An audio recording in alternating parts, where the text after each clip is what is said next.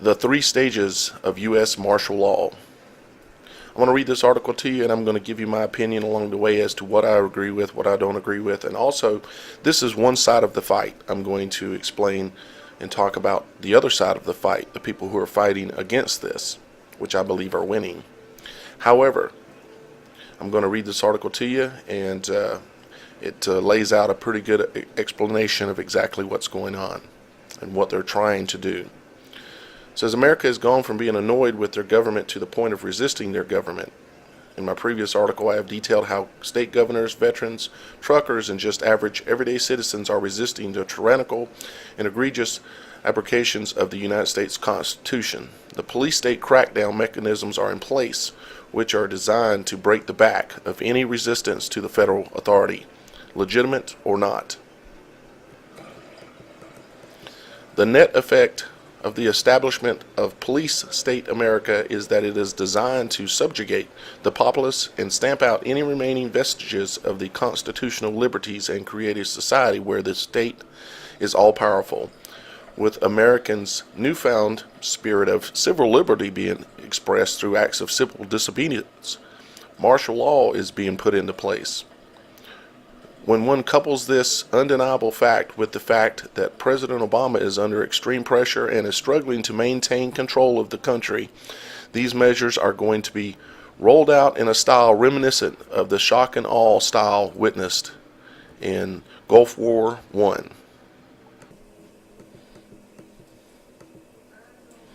Obama is a wounded animal. Obama is clearly given a mandate by the central bankers to get the U.S. into a war in the Middle East with Syria and Iran.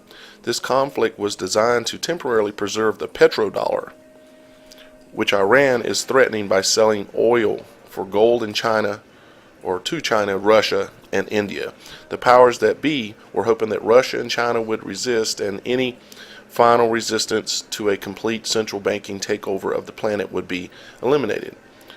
Obama's initiatives designed to provoke a war with Syria as a first step were turned back.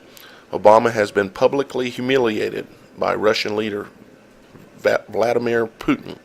The first and specifically the alternate media, or the world and specifically the alternate media, thwarted Obama and the central bankers on this front. Obama's motivation for martial law implementation. Richard Nixon was unable to survive one direct hit upon his administration, namely the Watergate scandal. Conversely, Obama is facing 5 scandals, which dwarfs Watergate in terms of criminality, abuse of power, malfeasance of the office of and outright treason. The damage inflicted upon the American people by the criminal syndicate occupying the White House in American history is unparalleled. Last May, the central bankers, through their corporate-controlled press, released 5 Watergate-type scandals in a brief 10-day period designed to force a reluctant president's hand in the Middle East. America is outraged by the Benghazi Gate, the IRS Gate, AP Spy Gate, Whistleblower Gate, and even Fast and Furious made a second pass. The alternative media is being so effective that it is forcing the mainstream media to jump off Obama's ship and claim that they do not support him any longer. These 5 events are real threats to the president remaining in office, unable to get a war started in the Middle East. However, can the president survive these 5 scandals?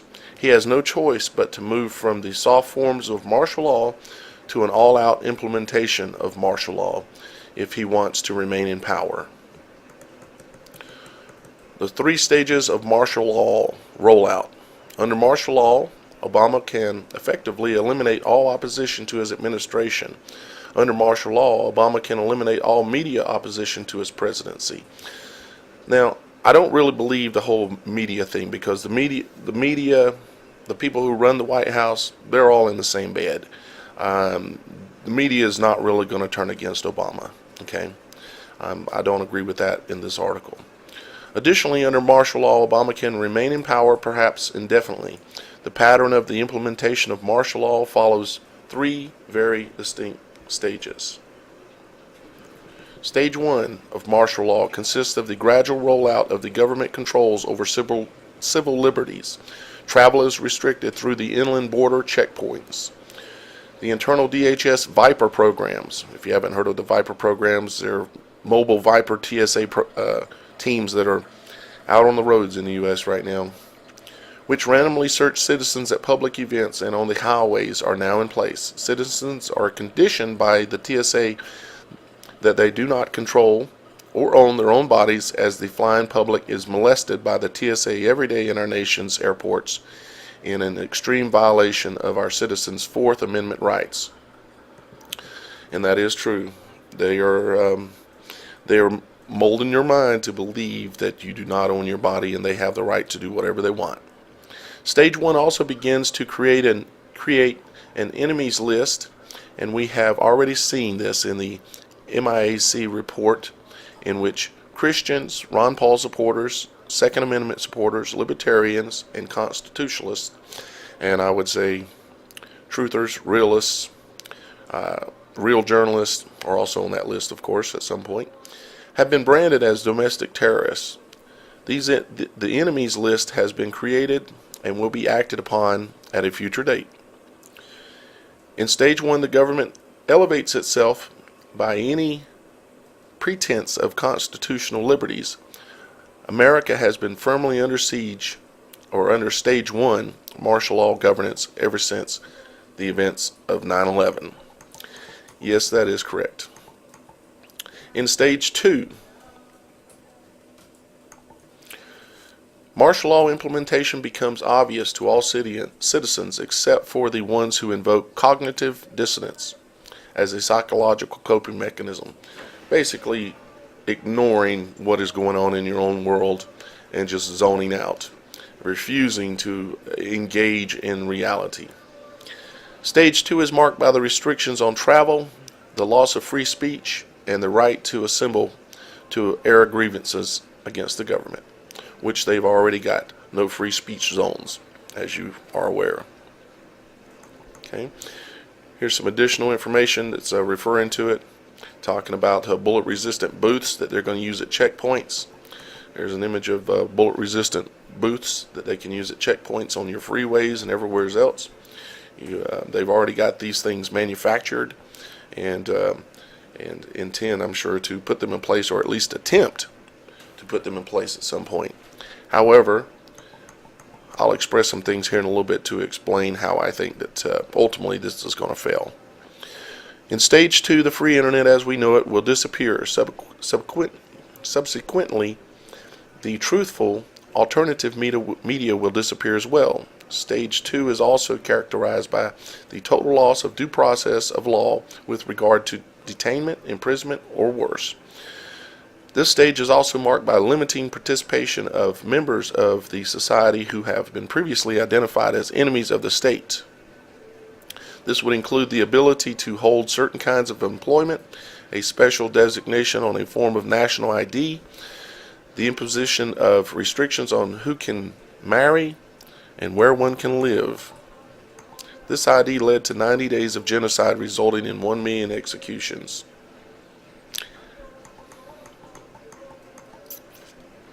When the national ID card is implemented, it is time to run for the hills, because history shows that nobody will be safe.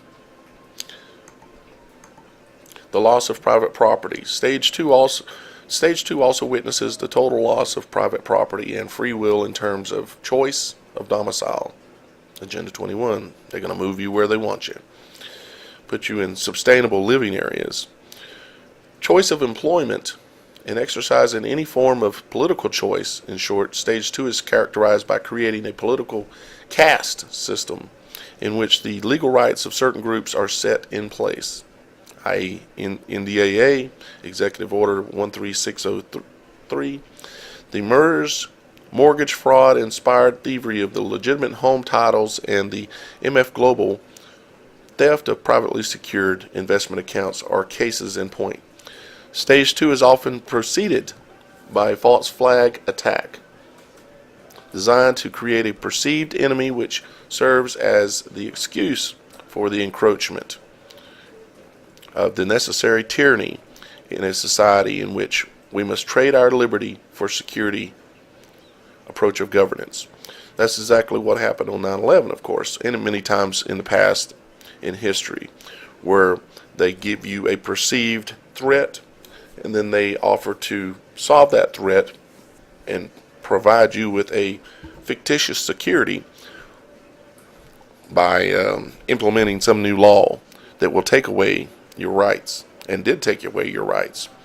The Patriot Act allowed them to initially start listening to your phone calls, tracking everything you do, and that happened and was already written up when 9/11 happened. Stage 3 martial law has given history some of its darkest days. Warrantless detentions become commonplace in which suspected political dissidents are removed from society, usually in the middle of the night. In modern technology, this would be referred to as the red list. Tag citizens who are detained and normally executed. These include outspoken preachers, outspoken talk show hosts, people who have any kind of history of civil disobedience. The remainder of this article will exclusively focus on the establishment of Stage 2 martial law.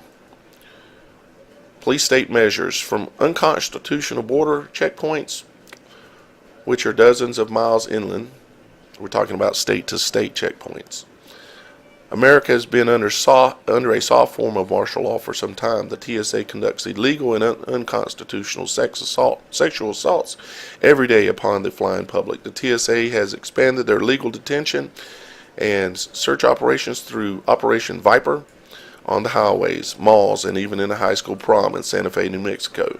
The NSA spies on your every electronic communication and has created a threat matrix database on every American.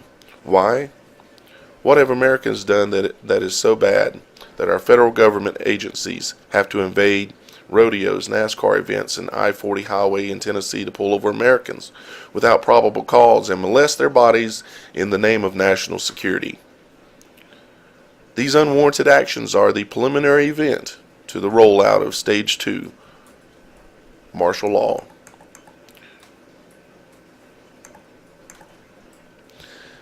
I do not look for one false flag event designed to move the country into martial law. It is likely that several false flag events will take place, multiple disasters. In different regions of the country, the pattern is almost always the same, in which authorities conduct a drill related to terrorism, just like the drill that happened on 9/11.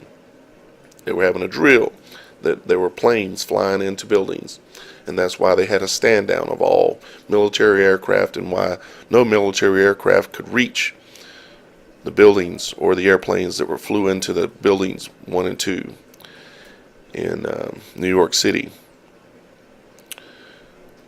The drill is used to mask a false flag attack arising from the drill. This happened on 9/11 and the 7/7 bombings, and most recently at the Boston Marathon, and that is true. These drills, combined with resulting false flag events, will give the administration the ability to incrementally implement martial law in a fashion similar to what happened in the implementation of illegal martial law in Boston following the Boston Marathon bombing on April 15th. Immediately upon that event happening, I explained to y'all guys. Of course, I have a lot of new subscribers, but I explained to y'all guys that that was the main goal, other than collecting cash and gun control. But the main goal was to test martial law. The rollout of Boston's martial law was clearly a beta test for what is coming all across the country. And who could ever forget the images of the federal subjugation of an American city in which we saw troops on the streets, curfews imposed, and free travel eliminated. Guys, stay tuned for part 2 of the 3 stages of U.S. martial law and why I believe it will fail.